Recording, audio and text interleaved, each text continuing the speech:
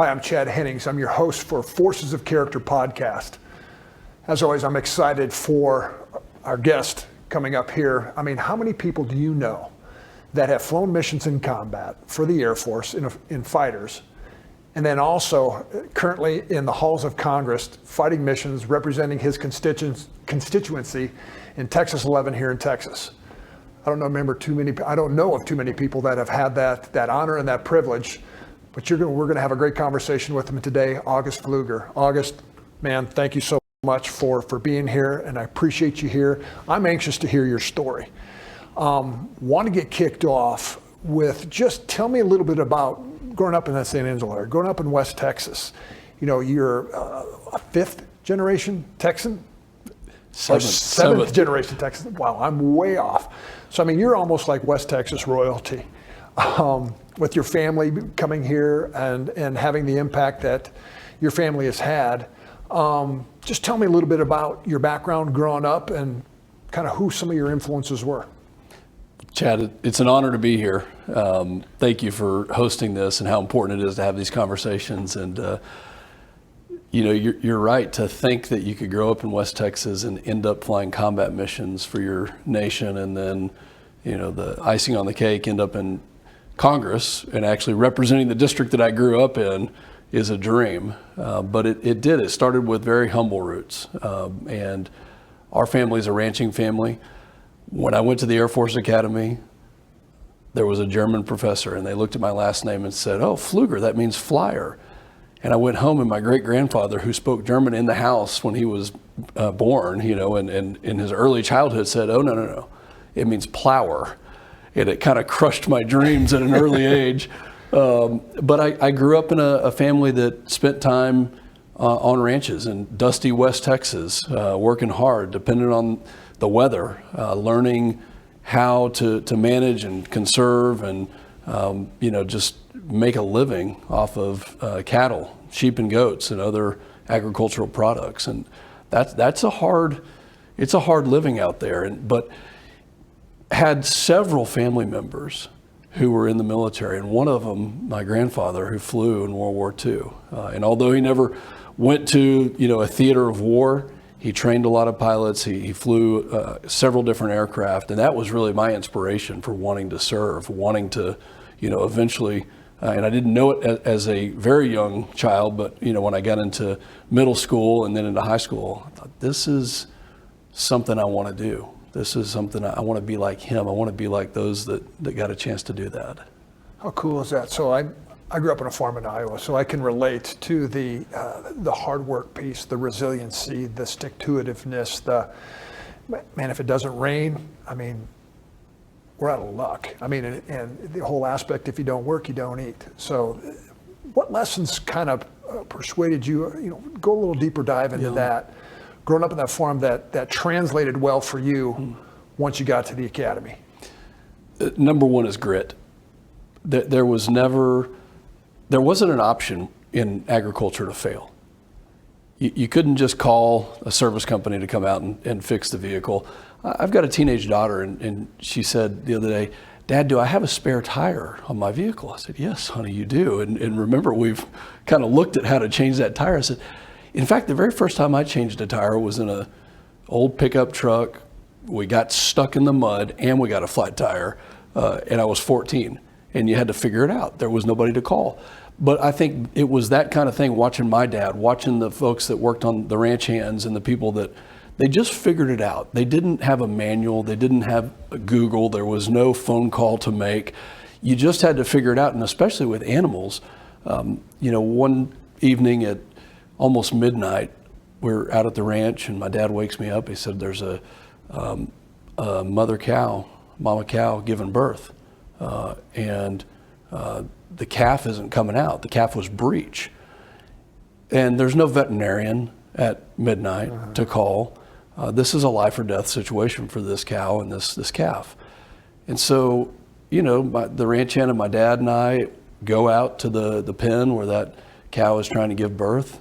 And we help that cow give birth. We help figure it out. But that's the kind of attitude that you had to have that I think translated into a career in the Air Force where when in leadership, when you try to figure something out and you think there's a manual that's going to tell you all the answers, it's not true. Sometimes you just have to figure it out. And that also means failing, and it means learning from those mistakes and moving into success. You know, from a parent standpoint, that's probably one of my favorite sayings for my kids. I don't know if that's good or bad, is figure it out. Figure it out. And I think so many times today in our culture, right, wrong, or indifferent, as parents, we don't allow our kids to sometimes suffer and to have to go through and fail. And failure is a big part of life. I mean, and I'm sure you can say the same thing too. I've learned more from my failures than I have from many times the successes that I've had in life, because that truly defines us, is that aspect of resiliency. So I really appreciate that. So you make your way into the hall, into the halls of the Air Force Academy, going around. Who were your influences that have impact on you? I'm glad you asked. It wasn't a slam dunk coming out of San Angelo Central High School that I was actually going to be able to get into the Air Force Academy. And a couple of football coaches, and I was a decent football player, probably had a chance to start at a smaller school, but going to the Air Force Academy, they said, you know what, we're going to give you a shot. And I think what that translated to was, we think you have good leadership material, but you probably aren't going to start on the football team, but we're going to give you a shot. We're going to see how this process works out. SAT scores were okay. Was a decent enough student, obviously top 10%. Sure. Had leadership and those kind of things. But as I look back on it, they gave me a chance. I don't know that in today's world, admissions would actually admit me based on the people as a congressman that I am recommending and nominating that are getting the full appointments. So it took a second to get there, and it wasn't a sure deal. So when I got there, I realized very quickly just how smart people were and just how hard I was going to have to work. And academically, there were a couple of years, not semesters, but a year and a half of academics that did not sit well with me.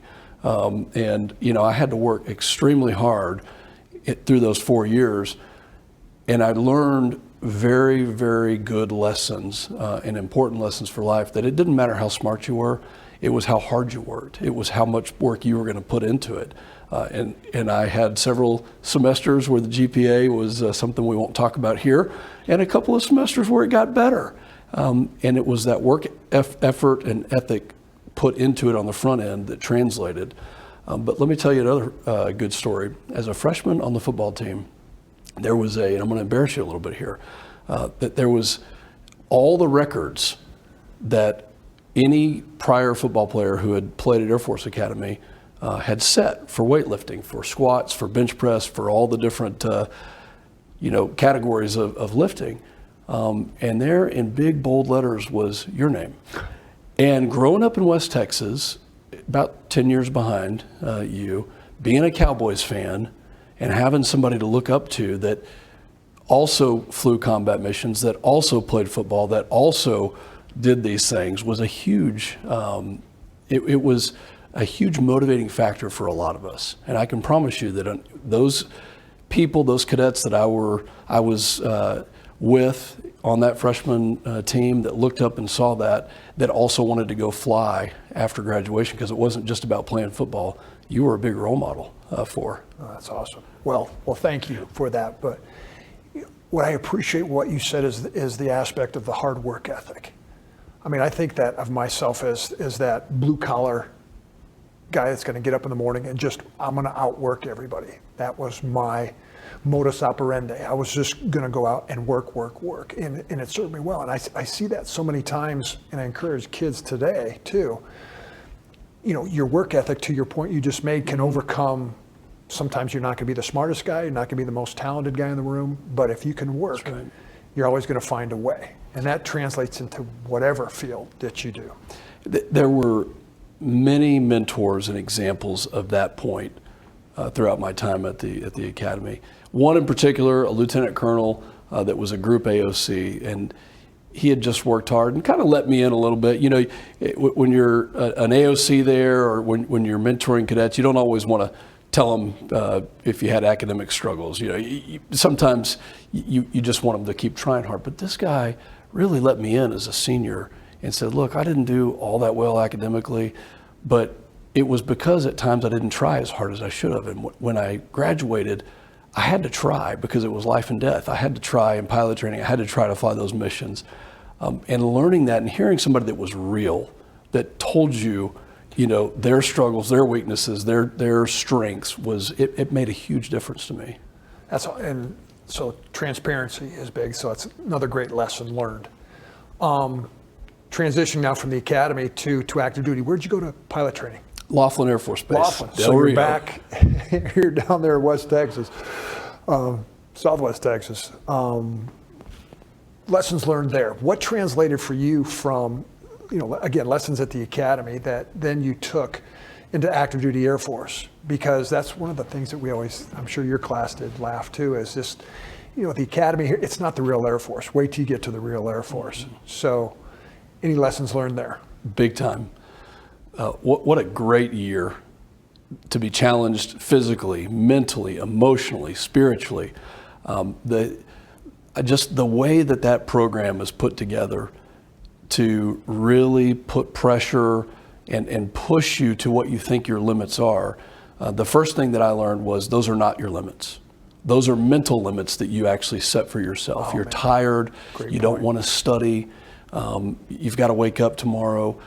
I will tell you that in the T-37 program, the first 6 months, and then subsequently in the T-38 program, I had a check ride that I thought had taken me out, that I was not going to get to fly the aircraft that I wanted, which at that time was the F-15. And, it wasn't just a bad check ride. I mean, it was one that I tanked. And the instructors told me, I said, Pfluger, you can fly. You've got, a gift for flying. Your hands are good. Your eyes are good. But you really can't navigate. And I thought that was true. And so I needed to work on that navigation now. That was at that time. I got better as the career went on. But what it taught me was that one failure is not a big deal. That the way you react from that failure, the way that you come back tomorrow, the effort that you put in, the attitude that you have, you can be down in the dumps, and that will actually be twice as bad as that check ride that I hooked. But that taught me how to soothe and calm and be mature emotionally, to not let your emotions get in the way of the job that you had at hand, and to really be a mature professional where without that lesson, you might not have reacted that way. And that was a critical lesson for me going into my career. Yeah, don't let your past failures, or setbacks define you. But what you just mentioned there, I bet you heard that from coaches in high school. You made a bad block, made a bad tackle, whatever, playing football, that it's, okay, brush it off. You got the next play. You can't think about the mistake you just made. You got to press on, keep it on, going forward. Right. So that's why I love athletics for kids, to learn so much about leadership and resiliency, commitment, etc. Make it through pilot training. What was your first assignment coming out? So first assignment I did, despite that bad check ride, end up getting selected to fly the F-15. And I'll say importantly, our selection night was 4 or 5 days after 9/11. So 9/11 happens in September. We get assigned, our drop night, as they call it, was that week, that Friday after 9/11. So pretty somber time. Was selected to fly the F-15, and then the first operational assignment, I had to go through training, and I'd like to talk about the training piece of it, if I may. Yeah. We go to Tyndall Air Force Base to learn how to fly the F-15, and similarly to the question you just asked about lessons that were learned in pilot training, learned a really big lesson about honesty, character, making the right call, no matter what the impact was, and had another, everybody has these check rides that don't go well, had one of those. And in the F-15, the washout rate was probably 1 out of every 10 didn't make it. And we had a class of superstars. We're all looking around going, okay, I sure hope that this class doesn't have any washouts. Well, the commander, because of the bad check ride, said, look, that's it. That's your one mistake. Well, a couple of weeks later, go up on a mission. We're now fighting as a formation, learning how to take care of your wingman, which is the most important thing that I ever learned how to do. And inadvertently had an issue with the canopy that was my fault. So you really have two choices here. And the only right choice is to tell the truth. And that's drilled into us at the Air Force Academy. So anything other than that, any other choice is unacceptable. So I get back, and I knew that at this point in time, telling the truth about what I hadn't done, which was properly lock the canopy, which is really important when you think about the safety of flying at Mach 1 and Sure. pulling the G's. I tell the commander, said it was my fault. And, this was, don't go asking maintenance what the problem with the aircraft is, because it was pilot error. It was my fault. So the commander, takes a day or so, and I thought, wow, this might be it. I'm done with this program, and based on the washout rates. He comes back to me and he tells me a long story about himself back, at the beginning of his career, and he said the only reason I was there is because I told the truth, and this is the only reason you're still here. So that lesson in the very first year of my active duty career was something that I would never forget, and something that I now teach every single person, is that there's a lot of things you can do, but very few will ever come up to the level of hurting you as bad as not being honest and transparent and telling the truth about something that you've done, even if it's a mistake and even if you think it's going to be detrimental to your career. That's a great point of, a lot of young kids will ask, at the Air Force Academy, you made reference to the honor code. We will not lie, steal, or cheat, nor tolerate anyone among us who does.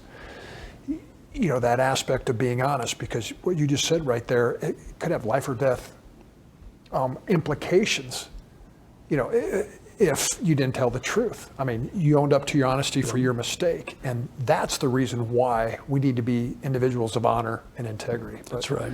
Good for you. Good for you. You make it through. F15 RTU. Then, what was your first active duty assignment? First active duty assignment, Kadena Air Force Base, Japan. Oh, wow. So Awesome. Overseas, what a great experience, being able to learn how to employ and how to use that aircraft and fight as a team.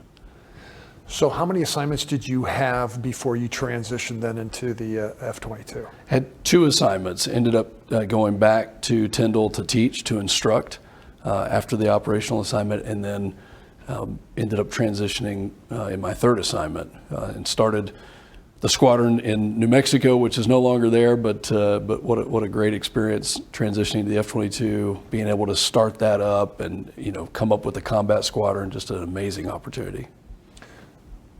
So combat missions, how many hours, et cetera, and what, I'm assuming it was the F-22 where you had those, and what AORs were you in? So combat missions, ended up becoming a squadron commander in a deployed location, which was, when you think about God's plan for each of us there, and I learned this in the career where you have certain things that you think, I'm perfect for that job. That's the job I want. And it doesn't work out. And you think that door closing, maybe it's the end of the world. But, back to all these lessons we've learned cumulatively, what I learned was that's not the end of the world. I was able to become a squadron commander in a deployed location at the height of the fight against ISIS.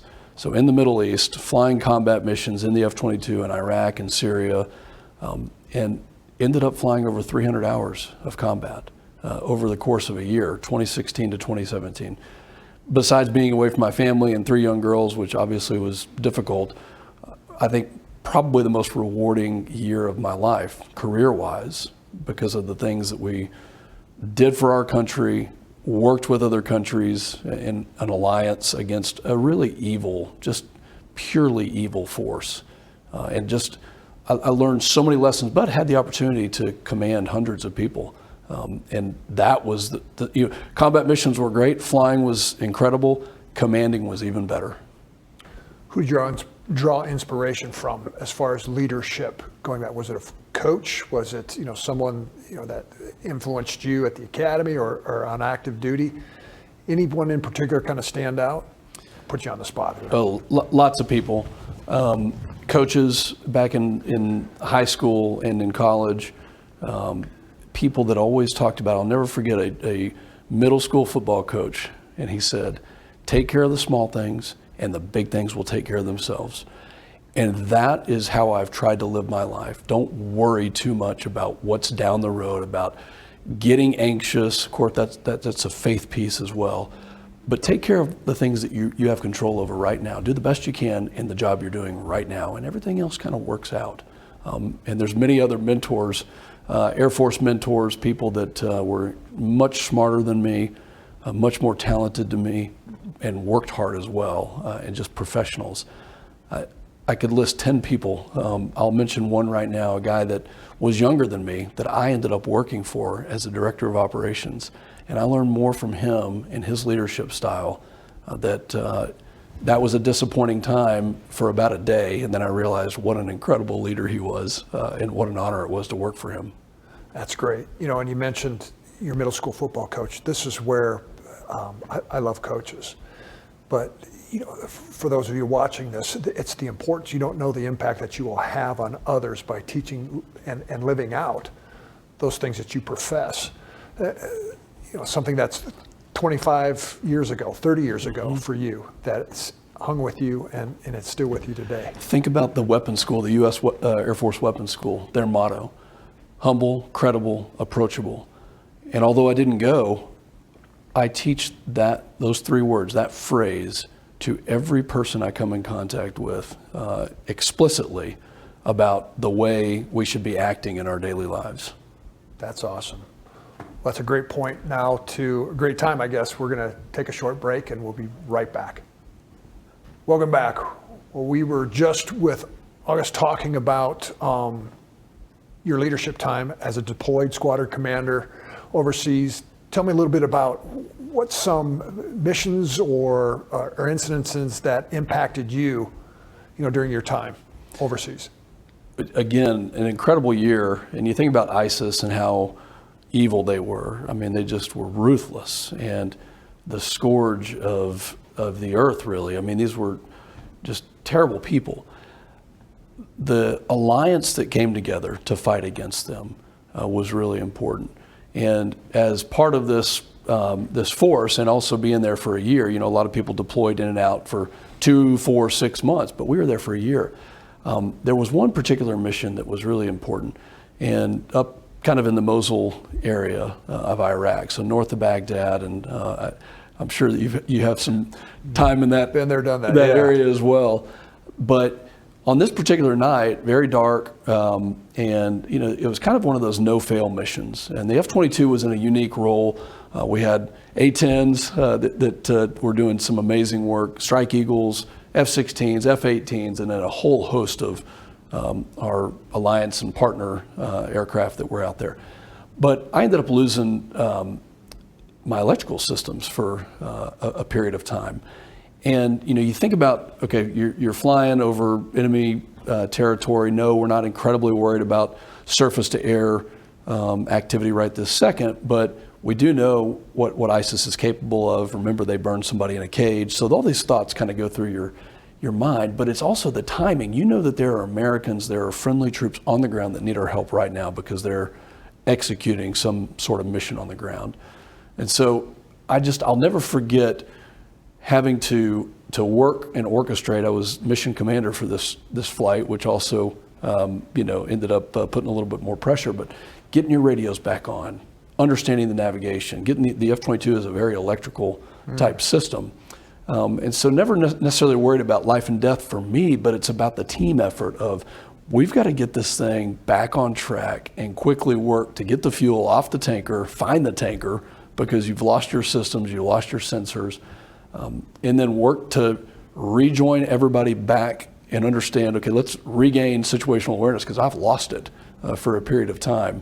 Where am I? Am I clear of some of the other kill boxes and areas that we're working in? And that, I think, highlighted as I got the systems back on track, what a team effort it was, and the mutual support that you receive from your wingman, from other platforms, from people that are out there. Okay, here we are, and I forget what the call sign was, but the tanker is east of you by X miles, and we can get this thing rolling back again pretty quickly.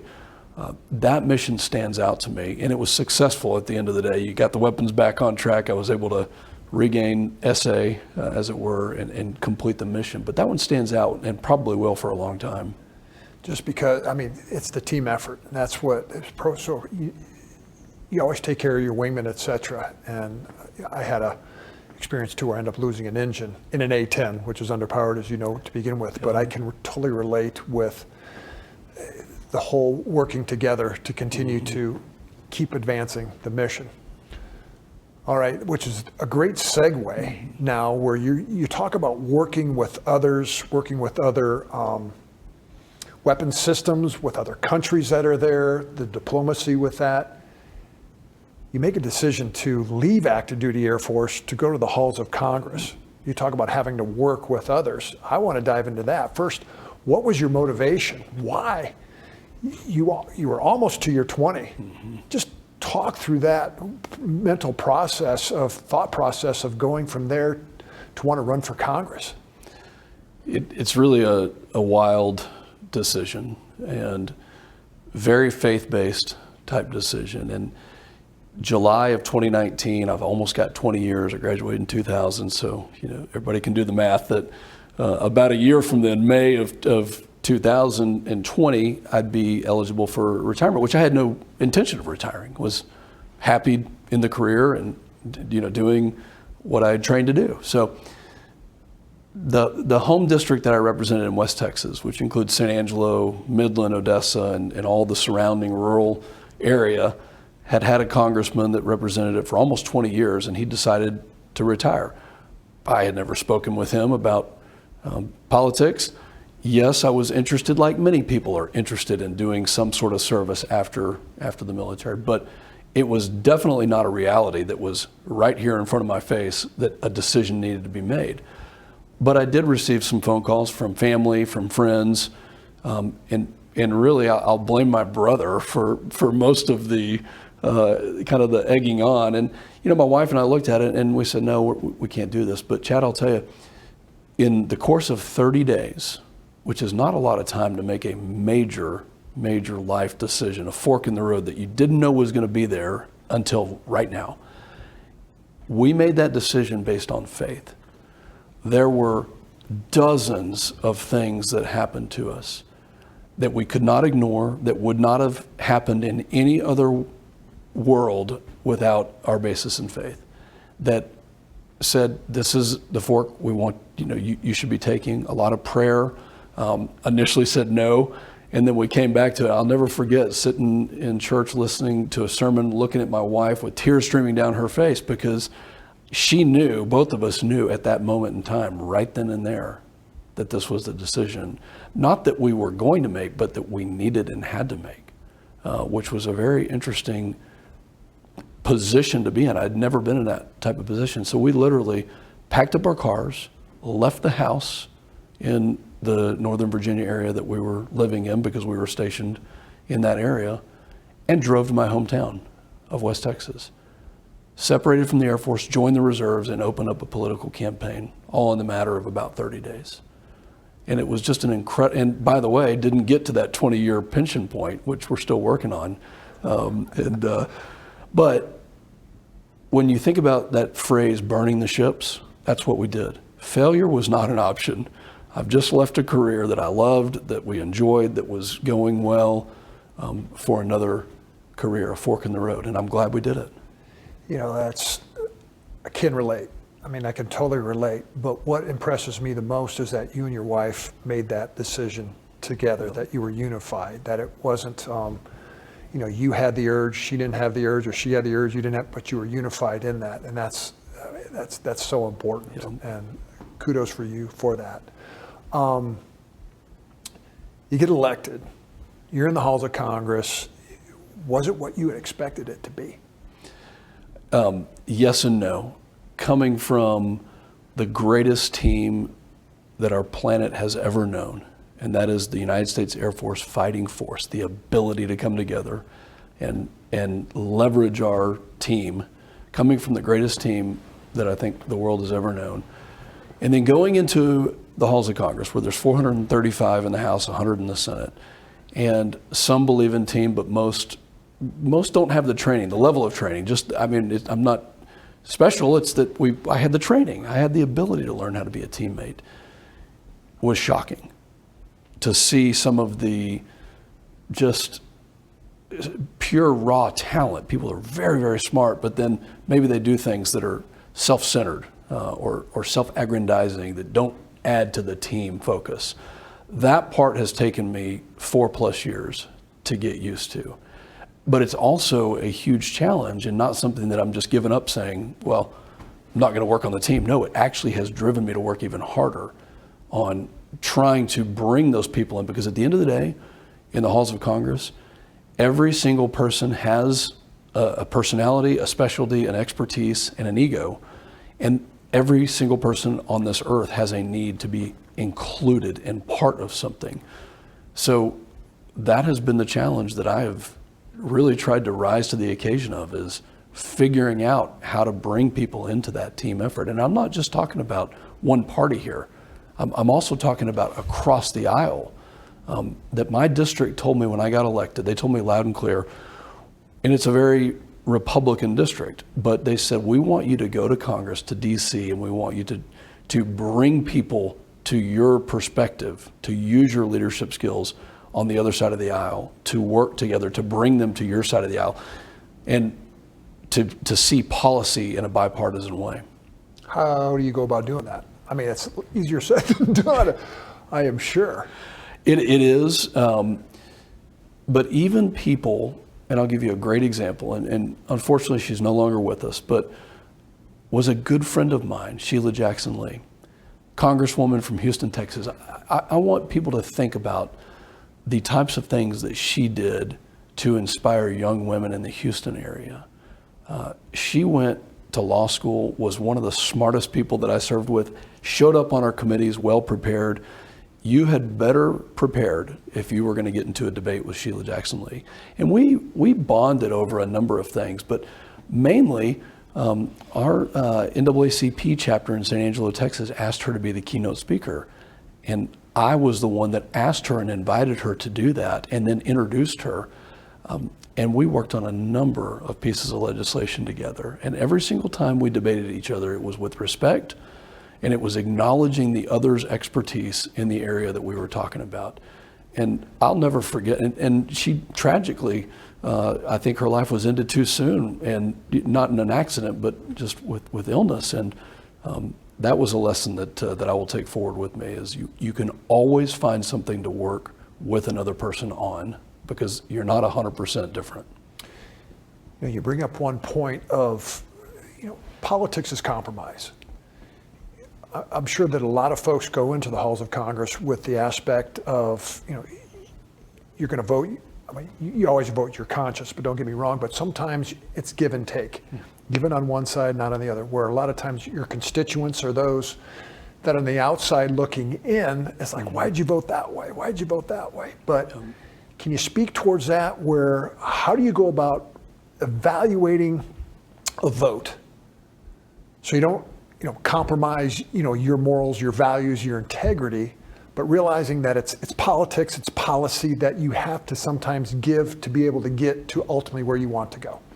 You're absolutely right. And this is true in any industry, any business, military, politics, it doesn't matter.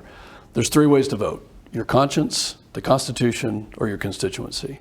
Sometimes all 3 are in play, but rarely are they all 3 in play together. And if they are, then those are generally pretty clear cut. But when you're talking about furthering, we're a representative form of government. I'm going to represent my district. I'm going to do what I can to further the priorities that my district in West Texas has, which means that I'm going to work with other people. It means that I'm going to sit down and work with Republicans, work with Democrats where we can. I can name dozens of pieces of legislation that are bipartisan that I'm leading right now.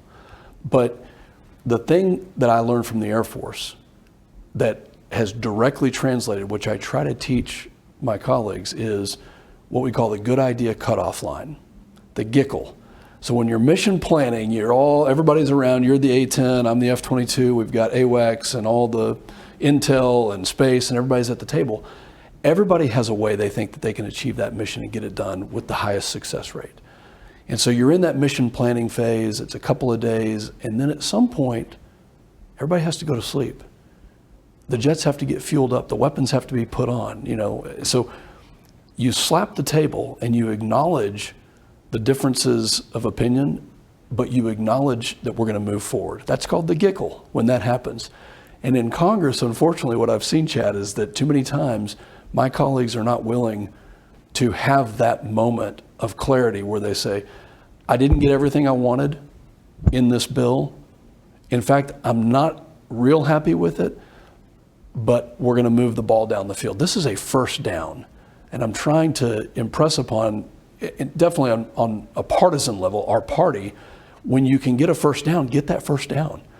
Don't go for broke. The Hail Mary is not the best option. Just run the ball up the middle and get a first down, and then you'll come back to call another play.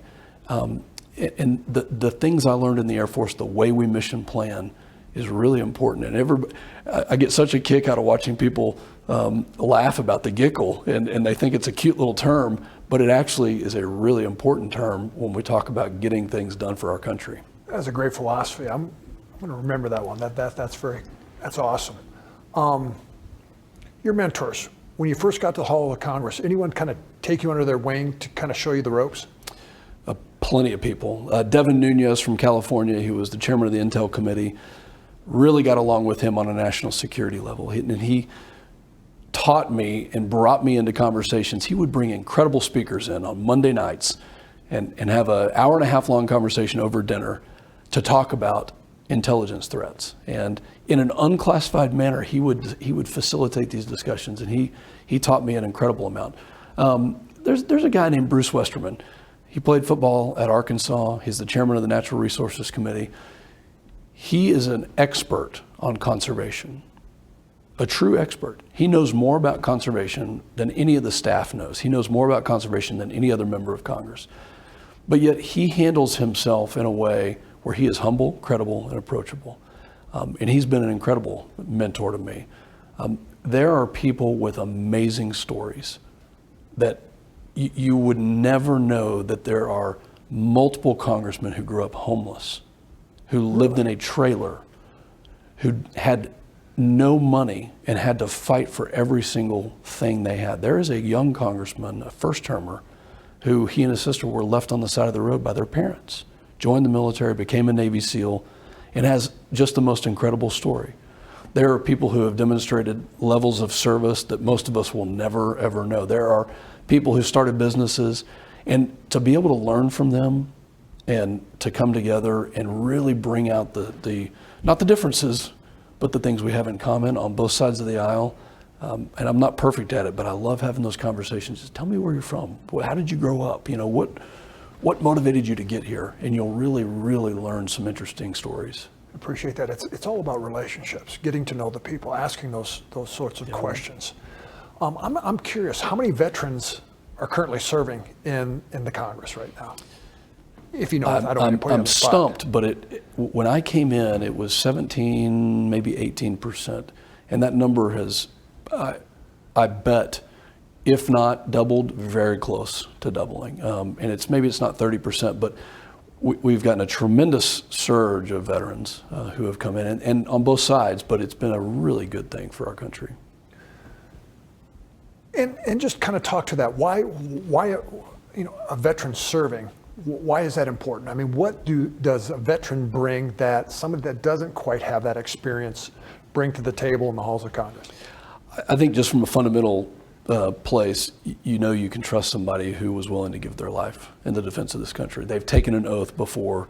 They understand what it means to take that oath to the Constitution, not a political party, and they know how to serve. It's not their first rodeo. Yeah, it's not their first rodeo. So I'd say from that standpoint, and then they just bring a really good understanding of the things that we need to protect our country. And I don't just mean the military. Obviously it's that, but their families come from different places. They grew up on a farm. I think veterans in general bring something that is really critical. I mean, after World War II, it was almost 85, 90% of the U.S. Congress Sure. were veterans, and that number has dwindled to the low point in 2018, and now on an uptick, which is really good.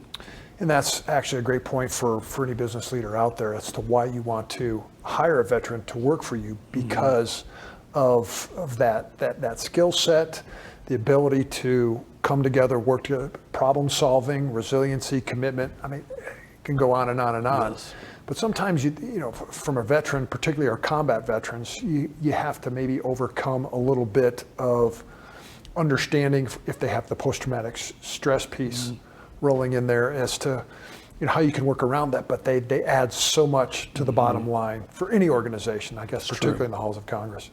One last question before we take a break here. What do you least appreciate of being a congressman? I don't want to say what do you hate the most, Sure. but what things is that aspect that you wish you didn't have to do? It's an incredible sacrifice for my wife and kids. And yes, I love doing the job, but to see them willingly sacrifice, and it's time away, it's travel. We will spend an average of about 3 weeks out of every month in DC. So a lot of time in the airport, a lot of time traveling back and forth. I always come home to be with them, and they're in their teenage years. So that's the biggest and most challenging factor. I would not be able to do it without my wife's help. There is no universe where I would do this job without her support and her sacrifice. And likewise, there's very few families that are in this situation. Of the 435, I can't tell you the exact number, but it's a minority number.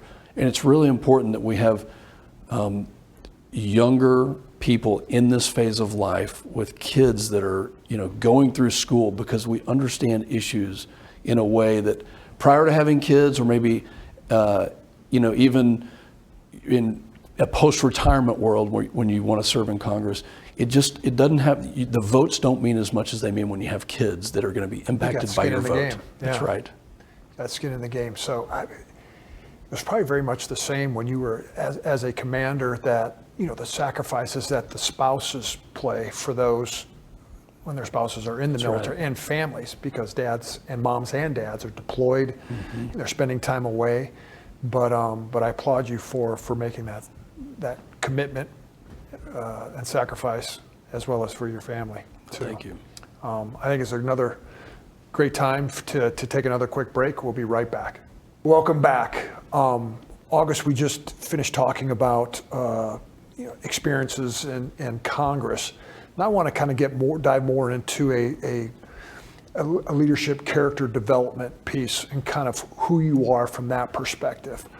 I'll give you a working definition of identity. I'm going to ask you who you are as a person, but I kind of define identity as that filter that you pass your thoughts, your words, your experiences through, that provide that meaning and that purpose and that impact that we have in life, right? So who is August Pfluger? It's probably the best and hardest question of today. And I'll start with my faith by saying I'm a Christian, I'm a husband, I'm a father, and I don't always get my priorities correct, because there are so many just time requirements. But when I view myself, and when others view me, I certainly hope that is in that prioritization, that order is correct. And then Congressman, pilot, on down the road from there. Yeah, because we always talk about, I always try to share with what you do does not define who you are. So understanding that aspect of identity, and then coming with that as a follow-on question, we all have strengths and weaknesses. And I think it's probably one of the most difficult thing to truly analyze, be self-reflective or be reflective of, what our weaknesses are. And a lot of times, I notice, particularly with young men today, one of the most scariest places is to be inside your own head, to evaluate yourself and that aspect of everything that comes with that. But, strengths and weaknesses. What's your greatest strength and what is your greatest weakness, and how are you trying to overcome the weakness piece? Let me start with the weakness piece, because I think it's important for that self-reflection to happen. Sometimes I get going so fast that I failed to slow down, reflect, think about, my family's needs as far as time or quality, interactions, and just want to be going. And that's, not atypical for people in my first career or my second career. That's pretty normal. But over the past 4 or 5 years, I've realized how important it is. Because when you think and when you pause and you rest, then you give, especially for me, my family, the opportunity to rest and to just have some quality time with them professionally, to have quality time with my own thoughts.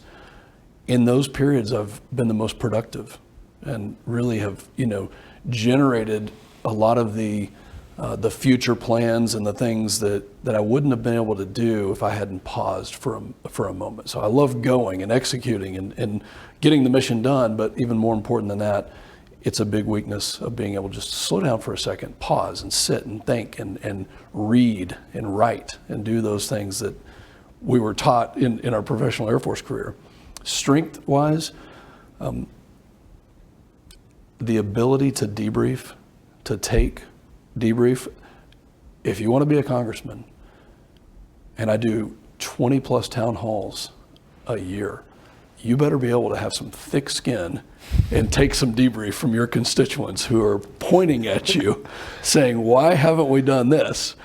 And I look at them and the things they're saying to me, I don't take it in an emotional way. I learned in the Air Force of sitting across that debrief table, watching the tapes hour after hour of critical thinking and criticism for two friends that are, peers, to be able to debrief each other and it not be emotional. What a skill that is to go into politics and to have somebody tell me you're wrong. And instead of having an adverse reaction to them, to pause, to think about it, and even eventually come back and say the words, you're right, and if needed, and I have done this before, I'm sorry. Because that relationship will never ever be the same after that event. It's either going to get better or it's going to get worse. Yeah, nothing stagnant. And that's a great point. So the ability to debrief, have a critical debrief of myself, I think is probably the biggest strength that I have. I appreciate that because I can, again, relate to the thick skin piece of, going through pilot training where, you're learning, but you make mistakes and you're not quite there. And I can relate to, as a Dallas Cowboy where, every mistake that you make is in front of, however many people watch, millions of people potentially watch that game and the media is going to call you out. So if you take it personal, you're going to have a very short career. You need to get beyond that. I have to interject here, and because you talked about the Cowboys, I mean, is there any world where you go back and play again to bring the greatness back to the Cowboys that we had in the 90s? Well, I tell you, our teammates, we often discuss that, but you may think about it, but as soon as you think about it, you pull a hamstring because we're all old guys right now. But, I appreciate the aspects of that, self-awareness and that being critical of yourself and understanding and moving beyond that we talk about right now, I think our nation and I think our world has gone through another transformation here. A lot of companies and corporations, individuals have bought off on DEI, diversity, equity, inclusivity. Some of that's can be important, but it's not taking it's almost been a dogma, a religion. And particularly in the military where, we talk about meritocracy, and in government, you want the best. Mm-hmm. It's not like in the NFL or any professional sports, you don't have to meet a particular quota. It's whoever's best for the job. And it doesn't matter. And I think it's derogatory when you do quotas of individuals because those individuals that may be of that gender, that race, because when they get in there, I remember Clarence Thomas talking about this, where people were critical of him for advancing to what he did because they said, oh, it's just because of his race. No, he was fully qualified. He was excellent. So Let's talk about that. From your experience, going from the Air Force to the halls of Congress, and now emphasis more on meritocracy than the DEI, I'll just lay that up for you. Mm-hmm. Would you like to talk in that regard? You're right. Yeah, I think our country has gone through, it's been a really tough period. It's been a challenging period. And where we are now, in the beginning of 25, where I think the veneer has been lifted off of anybody in our country thinking that there's not a need for meritocracy, whether they admit that or not.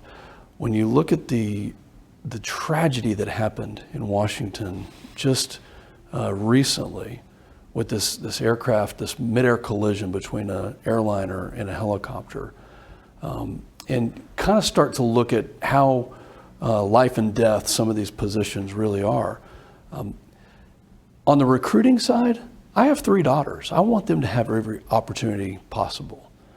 And maybe there's things that they had never heard of that they didn't know existed. I want them to have those opportunities. So when we recruit, rural West Texas doesn't have a lot of cyber professionals. They don't get to work in Silicon Valley, but I want them to have that opportunity. I want them to go to Angelo State University, which is a Hispanic serving institution that has a majority Hispanic population, and they've got a great cyber program.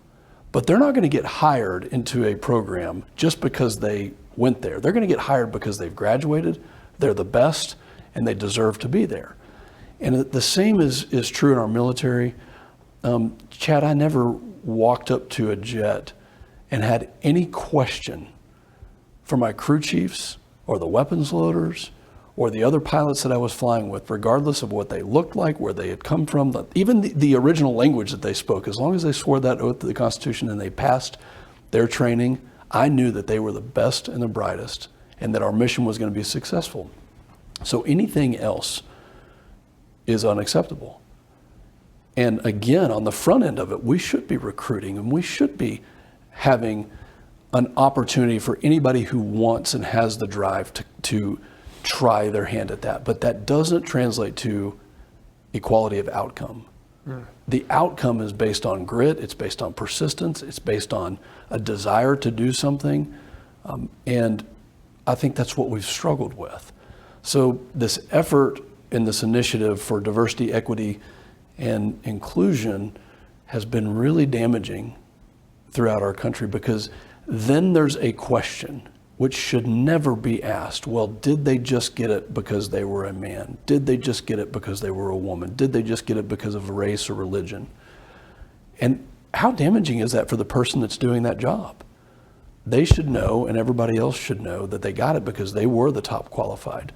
And I think the FAA is a perfect example of looking at this. The air traffic controllers who run our towers and our radar centers, there's no room for error. And it really doesn't matter what they look like or what their gender is. They need to be able to do the job. And if we need to be able to recruit in different areas that maybe have lower percentages of applicants, let's do that. But let's always promote based on merit. Let's always promote based on the ability instead of some sort of box that we have put people in. I've gotten to know Riley Gaines, and Riley is a swimmer at the University of Kentucky. And this was highlighted at the Air Force Academy recently with San Jose State, where we want competition. This isn't directly DEI, this is into a new category, but we want competition amongst women to be fair. We want it amongst men to be fair. We want it to be at the highest level. But these things have been conflated into thinking that there's inclusivity and inclusion, whether it's a transgender issue or a DEI initiative. And it actually takes away from the sport, it takes away from the competition, it takes away from the profession that we're in when you conflate these things. And I think our country has struggled with this. And I hope what we do is we can say, we respect every individual. Doesn't matter male or female, somebody who has become transgender, the respect is 100% going to be granted. But that we're not going to place people in certain categories and especially promote them in ways that aren't deserved. It's a meritocracy. Yeah, that's awesome. And it's, it's often been said, it's common sense. Common sense. It reminds me of one of my favorite authors is a gentleman by the name of Jonathan Haidt. In a couple of his books, he pays reference to a pioneer sociologist, a gentleman by the name of Emil Durkheim, who traveled all over Western Europe in the latter part of the 19th century, where he studied communities. And he found where there wasn't, a common moral foundation, a common identity, a common corporate identity, a common vision for the community, there was a decrease in happiness and an increase in suicide. And what he found was that when people are like that, it becomes kind of where we're in our nation now, more tribal, more divisive, where it's all about me.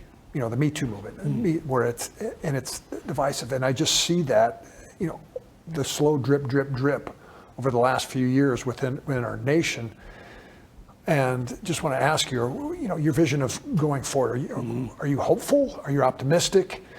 From a political standpoint, to kind of get beyond this, to working with people from both sides of the aisle, to go back to say, this is who we are as Americans, as the United States of America. This is what we stand for, that we are that city on a hill. Yes. I am extremely hopeful. When I talk at a town hall, I always have a flag. We'll do a prayer, the Pledge of Allegiance, and I'll point to that flag. And we're approaching 250 years as a nation. We're the only nation in the history of this earth that was not founded on race, religion, language, any of these defining external characteristics. We were founded on an ideology. And when I point to that flag and I look at the red, white, and blue, I think about things like DEI. Those are there to actually divide us. They're there to divide us along the lines of you pick the category. I'm hopeful because I think that there is a lot more to unite us. And we've struggled and been challenged through this, especially over the last 4 to 5 years, where now I hope, and I think we will come out of this, where we can look at it and say, you know what? There are plenty of people on both sides of the aisle that you didn't think looked that way or spoke that language or had that gender. And it actually doesn't cut along race. It doesn't cut along religion. The political lines don't cut in any way except for what people believe in their hearts. So let's take that as kind of the basis and the foundation for our country, where we know that there are many things that will bring us together. Let's not let silly things divide us. And I think that having veterans in Congress, we are we're the people's house, the House of Representatives. We have a close touch point with our communities. I represent 750,000 people. And when people get hateful in a town hall, or when they start, I stop them immediately. And I first off tell them that a member of another party is not my enemy. They are my political opponent, and there is a big difference because we're all Americans here. And then we calm down the situation. And I tell them about the things that I'm doing to work with the other side, like people, for example, Jimmy Panetta. And I'm hopeful because we've worked together. We have accepted that there are differences. We may not get over those differences, but we are going to find the commonality, and we're going to put that red, white, and blue flag at the top. It's an ideology that puts us back into our rightful position as Americans and doesn't divide us. That's great. As kind of a concluding question here, we always want to talk about how to build culture within an organization. Culture was always top down, and from a tradition standpoint in the Air Force, with the core values that were professed. But in the halls of Congress, you're one leader amongst many. And to establish that aspect of culture, you've defined it very well of that we are Americans first. Do you see that, a couple questions. One, having veterans on both sides of the aisle, making that the point to make that influence there, but how can you as an individual help build that culture or bring back that culture to the halls of Congress? A couple of ways. I'm part of an organization called the For Country Caucus. We are veterans on both sides of the aisle. We commit to doing major legislation each year with the other side of the aisle. A lot of that has to do with the NDAA, with our military, with veterans, but I'm challenging this organization. Let's reach beyond. The military side of this is easy to get behind in a bipartisan way. We're all going to be there. Let's go beyond that. And let's flex this muscle of a bipartisan veterans caucus that can actually work on big things. AI, for instance. Things that are challenging our airwaves. Things that we want to do with energy. Those are things that I think we can do. Secondly, I was elected recently as the chairman of the Republican Study Committee. And yes, this is a partisan group or a policy group, but we have to learn in our own little camps first how to be teammates. And every single day, I am focused and committed to propping somebody else up, to giving somebody else that TV hit that came in and they asked for me to do, to helping them with the piece of legislation, to showing them that there's plenty of room at the top, that we don't, it doesn't matter who gets the credit if we all work together as a team. And there's a famous president who has a quote, Ronald Reagan, on just that issue. So using that platform, Chad, I have 180 people in this organization that elected me. It's the largest organization in Congress. So leading by example, showing them through daily commitment that we are going to put others before we put ourselves and work and function as a team. This isn't something that changes overnight, but I'm committed while I'm in Congress to changing the culture. That's awesome. And that's a lot of great lessons, a lot of great takeaways from that. And I appreciate you so much. Thank you for being here. I know you probably got to catch a flight to get back to DC, but I appreciate your time here. Thank your wife for sharing you with us in your time back here in Texas. But I just want to share with the audience here, if you enjoyed what you see, follow us on social media. If you want to know more about this podcast, go to my website, chadhennings.com. We appreciate you being here, appreciate all you listening in, and I want to encourage each and every one of you, go out today and be a force of character.